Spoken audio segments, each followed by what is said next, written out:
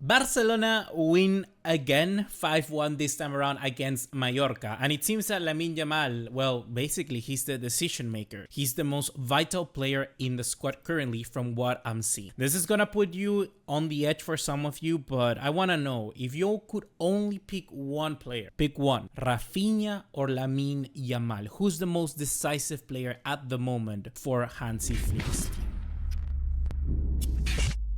What's going on, guys? ¿Cómo están? BugaLuis here and welcome back to another video here on the channel. Certainly, I'm very happy finally that we get another result, a good result at the end of the day, a win finally. And it comes in the manner of I would say, still a doubtful, eventful game. I think there's plenty to talk about, both positively and negatively as well. It's not as crazy good as the start that Barcelona had earlier in the season. Everything prior to November was absolutely excellent. Now coming forward to the rest of the year, it seems like Barcelona still has some certain things to fix, and particularly when it comes to the pressing. But we're going to talk about it later a little bit on in this video. I want to start off right away, just like always, by taking a look at the starting 11 team. So let's just go ahead and do that. So taking a look at right now, we have on screen how Mallorca lined. I'm not gonna go for every single player. I'm not gonna go for every single individual one, but let's take a look at Barcelona. Barcelona went on with Iñaki Peña, Jules Koundé, Pau Cubarsí, Íñigo Martínez, Alejandro Valdé, Marc Casado, Pedri, Dani Olmo, Lamine Yamal, Raphinha, and Ferran Torres. If you change Ferran Torres for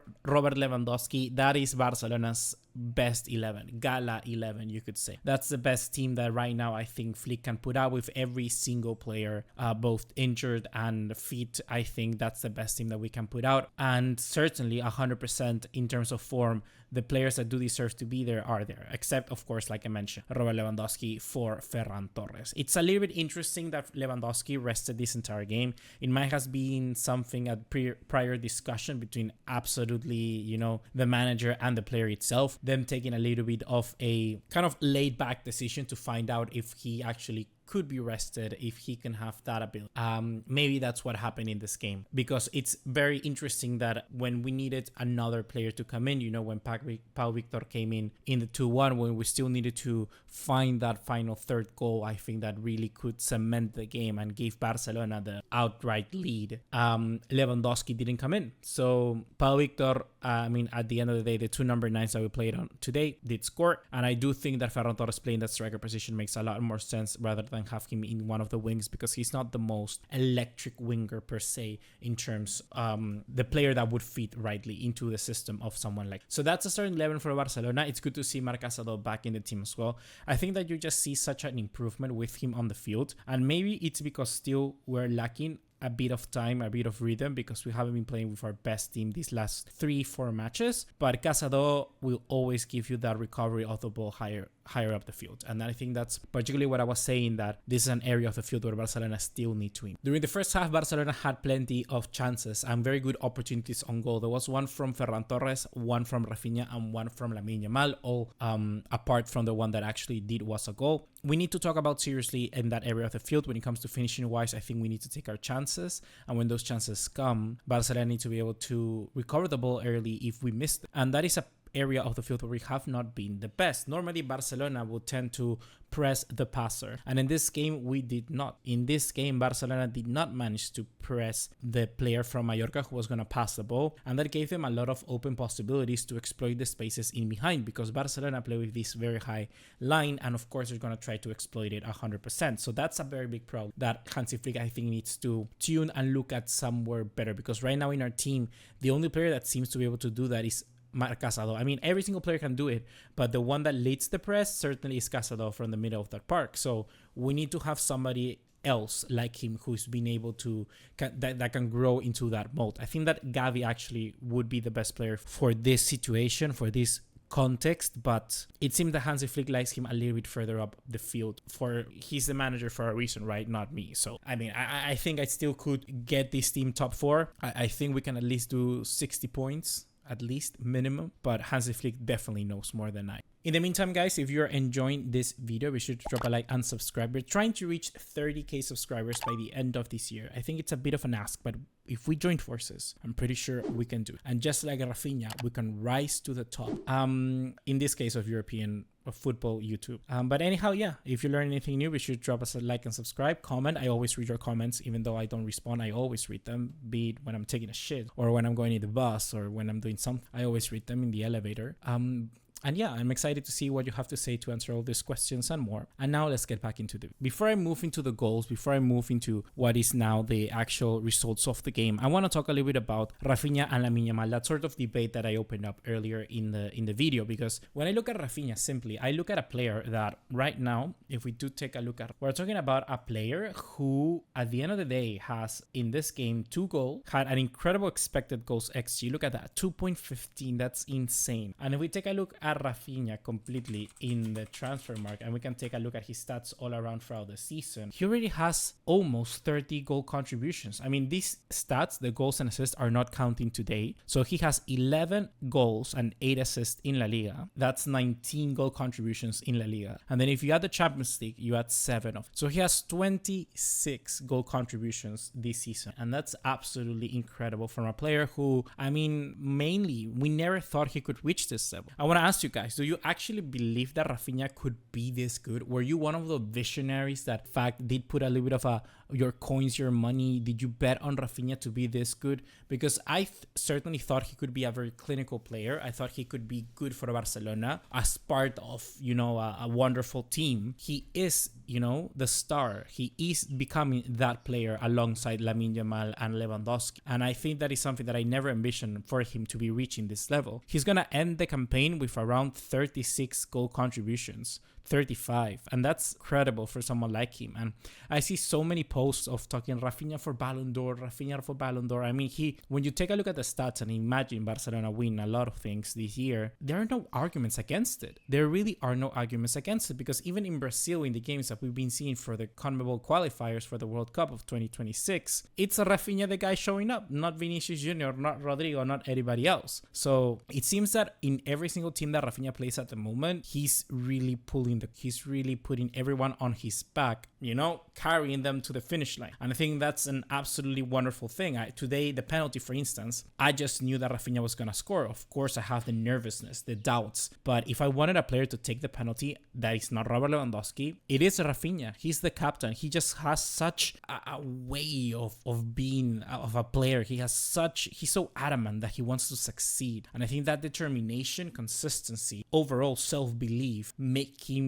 a wonderful player. And for me, I have no problem in saying he is the player of the year so far, of the campaign, of every single league out there, of any other footballer in the world. Raphinha, dude, what are you doing? You're incredible at the moment. And you never see him, like, you know, go on crazy things like party. You never have any scandals or things or rumors going about Raphinha. He's such committed to his job, so professional. I think he really is a true role model. And I like this. It's been a while since Barcelona were able to transform a player who was good and make them actually, you know, world class and the elite. It's been a while since we've been able to get someone and make them, you know, that best version of. And I think that's, for me, what really brought me to Barcelona, because we used to make players, not just buy them outright like we did with Griezmann, Dembélé and Coutinho. We try to build them up and be the best player they can be, and Raphinha right now is showing. And I guess that the best way now to talk about Lamine Yamal, I think the best way will be just to show you the first goal that he assisted. This is the goal, Raphinha, which is just an incredible ball. I think you all know what he has done today is incredible. 2 Trivela outside of the foot passes. It's just incredible. Lamine Yamal, 17, 16 years of age. I'm not sure even. I always get him mixed up. I don't even remember age. Let's take a look. I think he's 17 now. He's 17 years of age, but still, like, come on. That's crazy. That's crazy. I lost myself. This is a goal from Raphinha and the ball from Lamine Yamal. Look at every single one of these guys.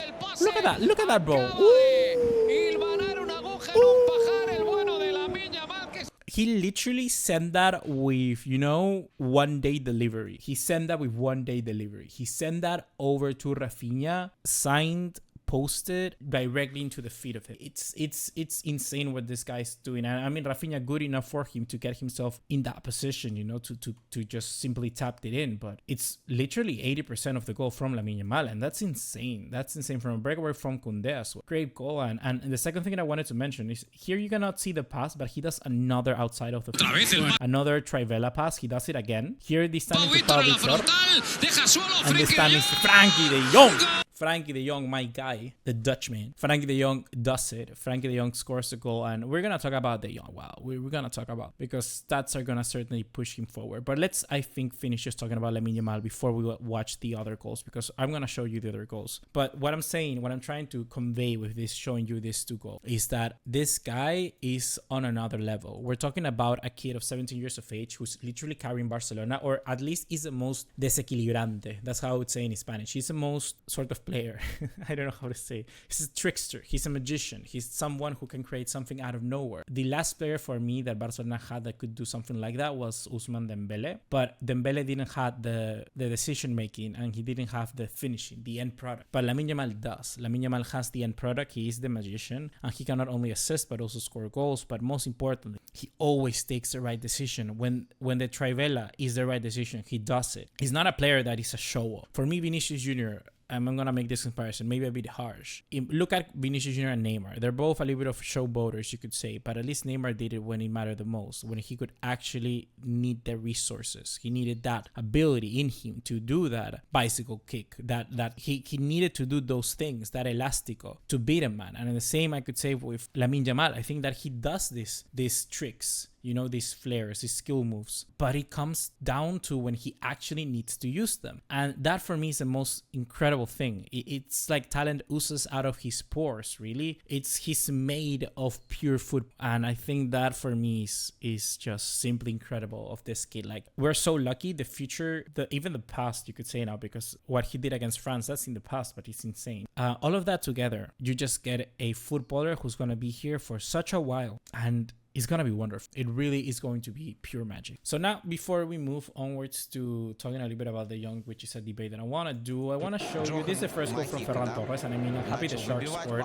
This is 100%, you know, the fault of Mallorca here. Like, let's not kid ourselves. I mean, Ferran Torres, the shot. I mean, he scores, which I'm happy. I don't have the goal, the penalty. I have not found it. I just want to say that, like I mentioned before, somebody had to take it. For you, would have been the guy that needed to take the penalty. For me, Raphinha, 100%. For me, Raphinha is the guy. For me, Raphinha is the man that needs to take. This is the goal from Frenkie de Jong, which I wanted to mention. What's up with Frenkie? What's up with Frank? He comes in, he gets a goal, then he scores an assist for Pau Victor. He gets the assist for Pau Victor. You can see here, this is Frenkie de Jong already outside the field. I mean, and de Jong, do we really need to start talking about him? I think, like I mentioned in the start, I think that what we saw today is a bit different because Flick actually put de Jong further up the field, where I think he is better suited in this system. Maybe, question mark, because on paper, certainly I would have picked de Jong to play as, you know, one of these pivots, and I guess he still did, but now he has played more of the unlock. You know, we all have two double pivots, Pedri, Casado defensive, Pedri a little bit more attacking minded. This time around, it's like Gavi was the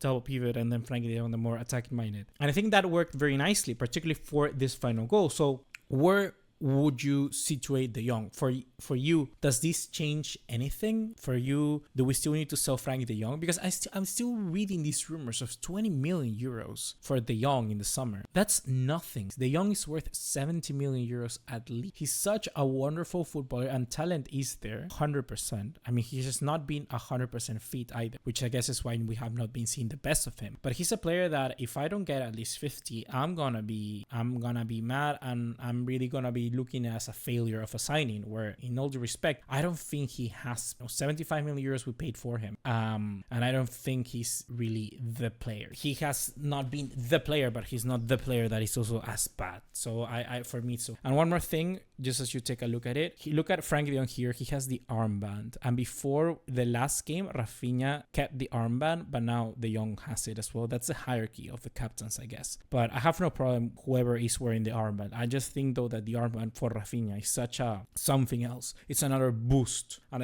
I hope that Raphinha can communicate that to de Jong, because if he gets that boost as well, if the armband is really that lucky, if it's that talisman that we can all, you know, get and gather around, yeah, hopefully it has the magic touch for the young as well. So yeah, guys, that's gonna be it for me right now. Hope you have enjoyed this video, and I'll see you in the next one. Take care.